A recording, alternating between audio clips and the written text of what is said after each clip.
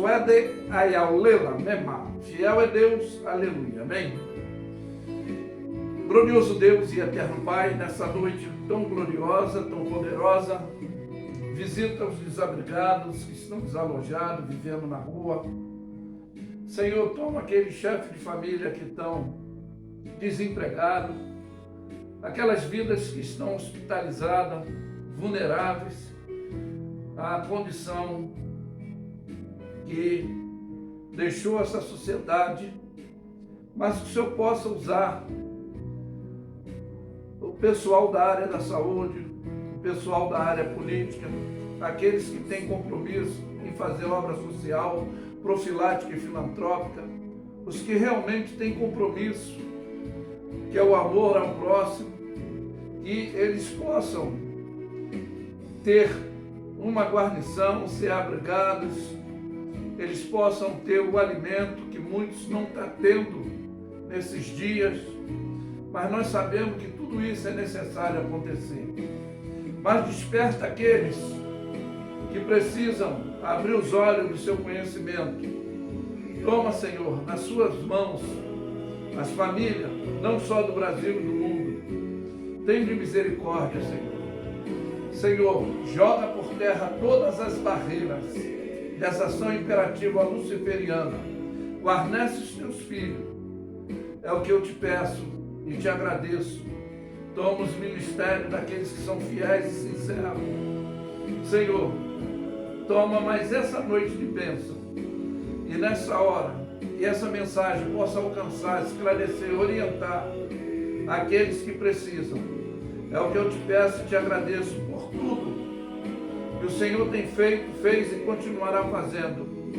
Em o nome do Senhor Jesus. Amém. Essa noite de bênção, o nosso tema será exemplo de qualificação determinante para a nossa vida e atitude, que é uma orientação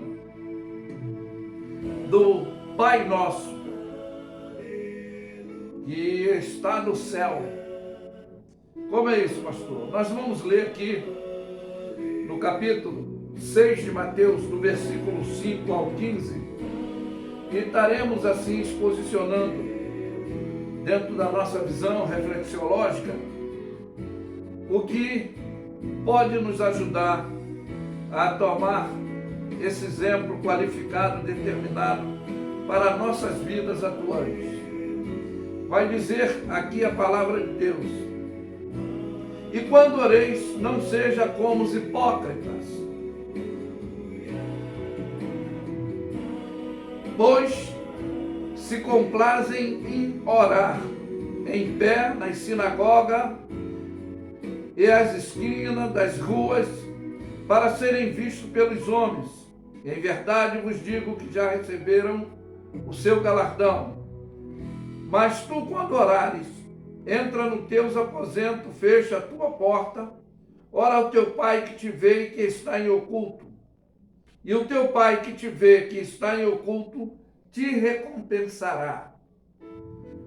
E orando, não useis de vã repetição como os gentios, que pensam que por muito falar serão ouvidos. Não vos assemelheis, pois, a eles, porque o vosso Pai sabe o que vós necessitais, antes de vos pedirdes. Porquanto vos oreis assim: Pai nosso, que está no céu, santificado é o teu nome, venha a nós o teu reino, seja feita a tua vontade, assim na terra como no céu. O pão nosso de cada dia nos dai hoje, perdoa as nossas dívidas, assim como nós perdoamos aos nossos devedores. Não nos deixe, não nos induza à tentação, mas livra-nos do mal, porque teu é o reino, o poder e a glória para sempre. Amém. Porquanto, se perdoares aos homens as suas ofensas, também o vosso Pai Celestial vos perdoará. Se, porém, não perdoares aos homens as suas ofensas, também o vosso Pai, pois não vos perdoará as vossas ofensas. E aí é que fica o esclarecimento, não uma situação incognitiva. Então nós vemos aqui, quando orares, não useis dessa hipocrisia, que eles oram em pé na sinagoga e têm prazer estarem de pé nas esquinas das ruas, e a realidade é que já receberam o seu ovacionamento. Então aqui nós vemos que, para não alterarmos, se expandirmos para aparecer diante dos homens, porque eu afirmo que de homem só vem elogio, mas para nossas vidas, de Deus vem a recompensa dessa fidelidade. Como diz o versículo 6, mas tu, quando orares, entra nos teus aposentos, fecha a tua porta e ora ao teu Pai, que te vê em oculto, e o teu Pai que está em oculto te recompensará. Então nós vemos que fala aí de uma realidade da intimidade comunicativa pessoal. É o que muitos talvez não entendam, que nós não temos aparelho para medir grau de santificação e espiritualidade de ninguém. Nós não temos essa condição. Mas aqui o nosso Deus, Ele sabe quando nós adentramos, pode ser no intelecto e pode ser no aposento mesmo. E a gente entra nessa relatividade de comunicação pessoal com Deus. O versículo 7 nos exorta que quando orar não useis de vãs repetições, como gentil pensam que por muito falarem serão ouvidos. Então, essa será a nossa obediência e não insistir, mas ter a fé, impedir e saber aguardar, se posicionar. Como o versículo 8, ele nos afirma, não vos assemelheis, pois a eles, porque o vosso Pai sabe o que é necessário antes que venhamos pedir. Então, isso aqui é interessante. Não imitar de modo errôneo dessa comunicação, pois o nosso Pai é onisciente, onipresente, onipotente, e Ele pode fazer muito mais além daquilo que pedimos ou pensamos. Ele aqui declara bem nítido. O versículo 9 também nos fala, porquanto vós orareis assim, Pai nosso que está no céu, santificado é o vosso nome. Aí nos fala de tremor e temor, o que deve ter o nosso caráter, que é o respeito à soberania. Como a palavra de Deus diz em Isaías 57:15, né? Que ele fala, assim diz o alto e sublime que habita na eternidade, cujo nome é santo, e um alto e santo lugar habita também com o contrito e o abatido de espírito, para vivificar o espírito do abatido, para vivificar o coração dos contritos. Que coisa gloriosa que é essa interpretação. Mas o versículo 10 também diz, venha a nós o teu reino, seja feita a tua vontade, assim na terra como no céu. Então nós vemos bem que o reino veio através de Jesus, cumprindo o agir e o querer de Deus. Ainda que ele orou no seu estado antagônico por 3 vezes, devido à sua rejeição terrena, porque a palavra de Deus diz: porque ele veio para os seus e os seus não receberam. Mas todo quanto recebeu, deu-lhes o poder de serem feitos filhos de Deus. Você imagina você ser rejeitado, ser excluído em todos os sentidos, daquele que deveriam te apoiar, estar contigo, te entender, e fica meio desconectado. É complicado. Mas o versículo 11 diz: o pão nosso de cada dia, né? O pão nosso. Ele aqui nos orienta que nem só de pão também viverá o homem, mas de toda palavra que vem de Deus. Por quê? Pois ele é o pão da vida, ele é a água da vida, e ele afirma que é o caminho, a verdade da minha vida, é a luz que ilumina os olhos do nosso entendimento, para estarmos na luz e não em trevas, como alguns ficam. Então nós vemos aqui, por quê dessa expressão? A gente fica preocupado com o nosso de cada dia, dai-nos hoje. Porque na realidade, ainda no mesmo capítulo, do versículo 25 em diante, fala assim: pois vos digo, não andeis ansiosos ou cuidadosos quanto à vossa vida, pelo que haveis de comer, pelo que haveis de beber, nem quanto o vosso corpo, pelo que haveis de vestir. Não é a vida mais do que o mantimento, e o corpo mais do que a vestimenta. Aí ele dá uma exemplificação de cuidado. Olhai para as aves do céu, que não semeiam, não cegam, não juntam em celeiro, e o vosso Pai Celestial as alimenta. E ele faz a referência: não tem de vós mais valor do que elas?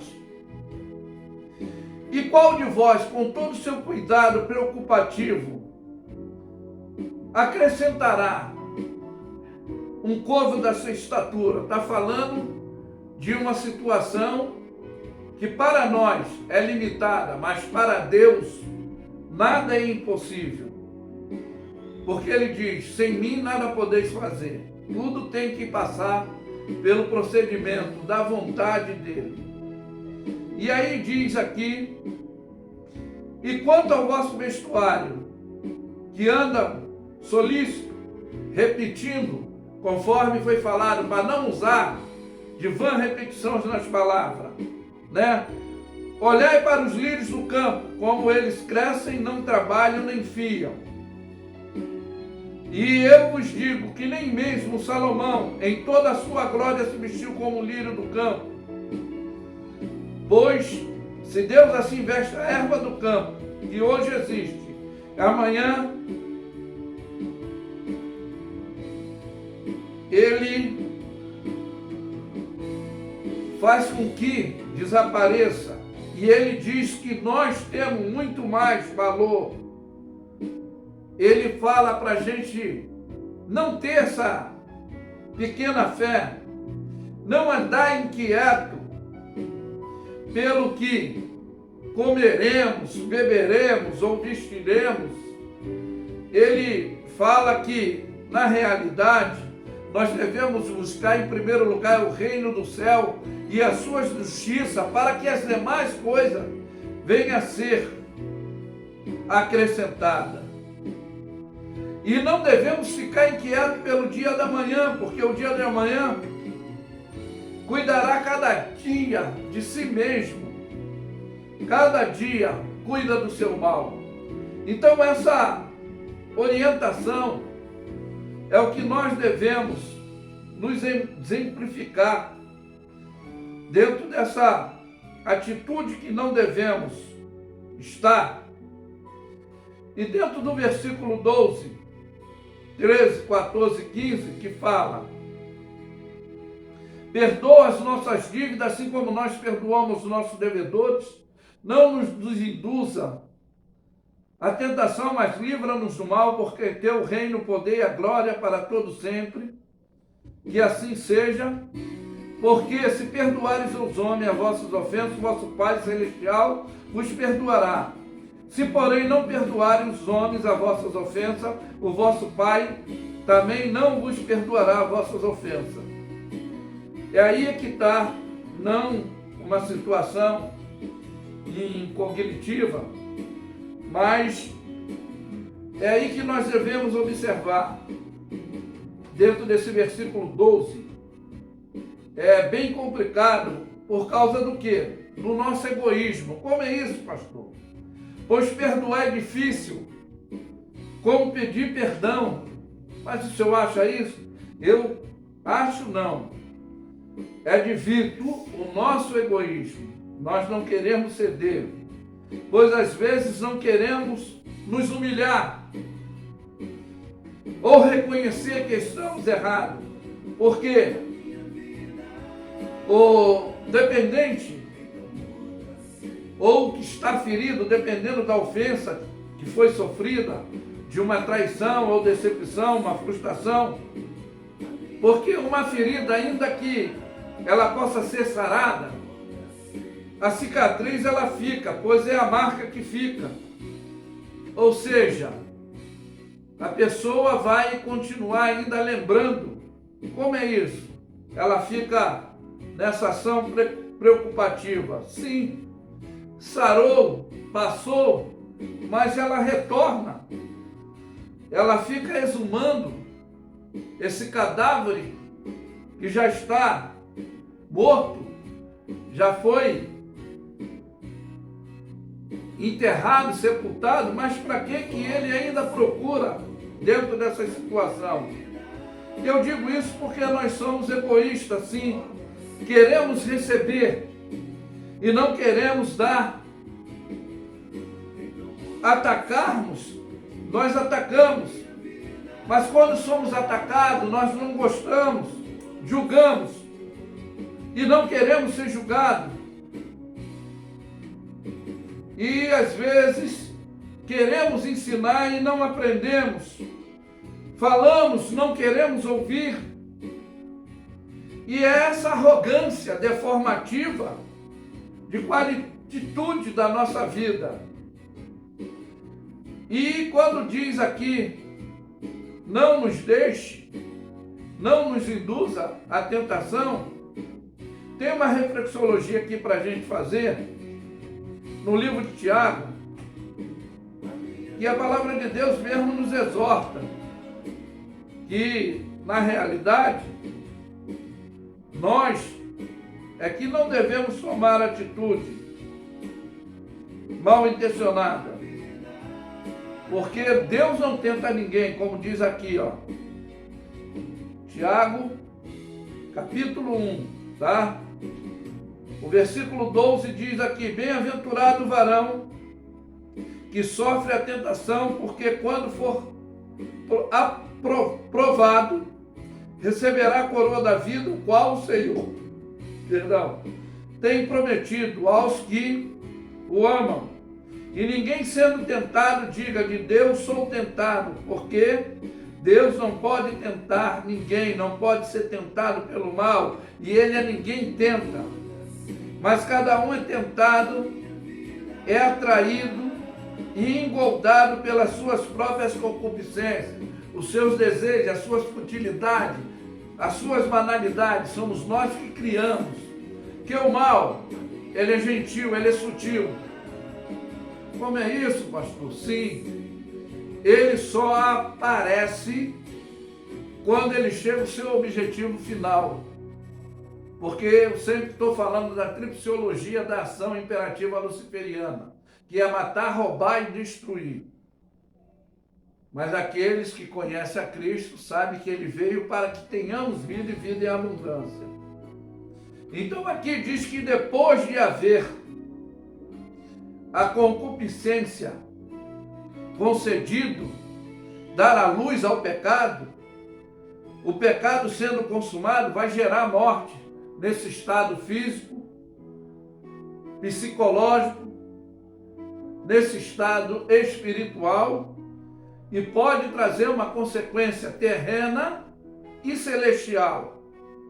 E é por isso que aqui também diz: não erreis, meus amados irmãos, toda boa obra, todo dom perfeito vem do alto, descendo do Pai das luzes, em quem não há mudança nem sombra de variação. Ele nos orienta, Ele ilumina o nosso entendimento. Segundo a sua vontade, Ele nos elegeu pela palavra da verdade, para que fôssemos como primícia da sua criatura. Que o primeiro homem, ele transferiu a responsabilidade que foi dada. Eu sempre digo, eu tenho livre-arbítrio. Nós temos opções de escolha. E foi determinado que no dia que comesse da árvore do conhecimento, da ciência do bem e do mal, o mal, a morte, ela dominaria. E é a realidade dessa ação imperativa luciferiana que estamos vivendo mundialmente falando. E é por isso que a palavra de Deus, ela hoje, ela dá uma iluminação de entendimento para aqueles que buscam o Senhor, e quanto se pode achar. E ele diz: sabei isso, meus amados irmãos, mas vós, todos os homens, seja pronto para ouvir, tardio para falar, tardio para se irar, porque a ira do homem não opera a justiça de Deus. Eu sempre falo do vírus da raiva.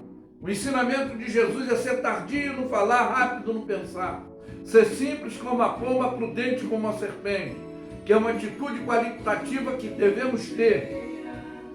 E aí diz: rejeitando toda a imundícia, acumulando a malícia, recebei com mansidão a palavra em vós enxertada, o qual poderá vos salvar a vossa alma. Ou seja, eu sei que ninguém gosta de ser repreendido, exortado, mas nós devemos sim guarnecer a palavra de Deus. É como diz o livro de Efésios: revestir de toda a armadura de Deus, que é a palavra. É o que aconteceu no Evangelho segundo São Mateus, segundo São Marcos. Fala que quando Jesus foi levado, conduzido pelo Espírito Santo ao deserto para ser tentado, já foi a prova final, antes dele cumprir o seu legado ministerial terreno, que nos dá a possibilidade hoje de nos aproximar diretamente diante de Deus. Ele abriu esse legado. Hoje não precisamos de que ninguém invoque a Deus por nós. Nós temos essa possibilidade.